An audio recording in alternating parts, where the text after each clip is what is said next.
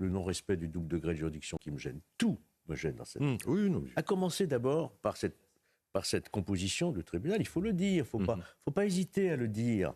Je regrette et je déplore et je condamne ces menaces de mort, mais la présidente de ce tribunal, c'était une adversaire politique qui a manifesté en 2011. En 2011, devant le tribunal de Nice, elle rassemble une centaine de personnes avec sa couleur syndicale, l'USM, qui était extrêmement violent à l'époque aussi. Il n'y avait pas que le syndicat magistrature contre la politique de Nicolas Sarkozy, jugé vraiment trop sécuritaire, vous voyez. Et donc, quand vous venez ensuite juger la personne que vous avez critiquée publiquement, attaquée publiquement, vous savez, à Rome, on disait que la femme de César doit être irréprochable. C'est la notion de, comment vous dire, d'apparence. L'impartialité, c'est déjà une notion d'apparence telle que, d'ailleurs, définie par la Cour européenne des droits de l'homme. Donc déjà, je ne comprends pas que sa défense, pardon de le dire, mais n'ait pas demandé la récusation, déjà. Hein. Ça me gêne beaucoup.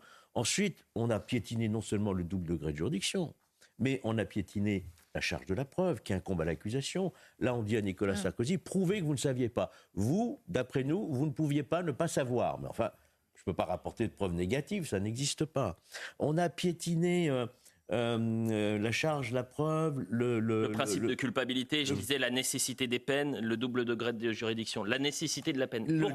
Pourquoi est-ce nécessaire aujourd'hui de mettre derrière les barreaux, avec mandat de dépôt, Nicolas Sarkozy? Je termine, si vous permettez, juste un truc. Georges, c'est vous, association de malfaiteurs.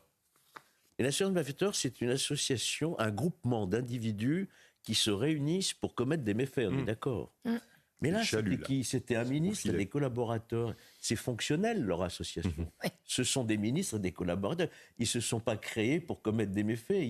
C'était au gouvernement. Vous voyez? Alors après, qu'il y ait des infractions qui peuvent se commettre, c'est autre chose. Mais cette notion d'association de malfaiteurs, moi je l'utilisais pour la drogue. Philippe,